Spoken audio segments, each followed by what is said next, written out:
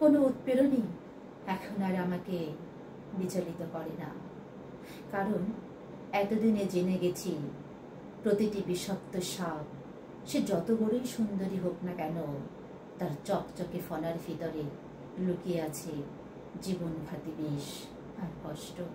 সে তো আমার নিত্য নিয়তি, তাকে চষে চষেই যে আমি বড় হয়েছি।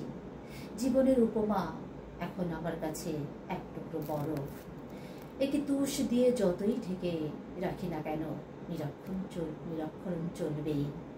জন্মের পর থেকেই পরাজয়ের ঘায়ে আমার হৃৎপিণ্ড এক ফোঁটা রক্ত আর লাল নেই। সময়ের সমস্ত অসভ্য ওই পোকা আমার স্বপ্নের বাগানে বেসামাল ঠোঁট চালিয়ে সব কিছু তস নস করে দিয়েছে। তবুও আজও প্রতীক্ষায় থাকি, কবে দেখব তোমায়, আমার হৃদয় নিংড়ানো সবটুকু ভালোবাসা।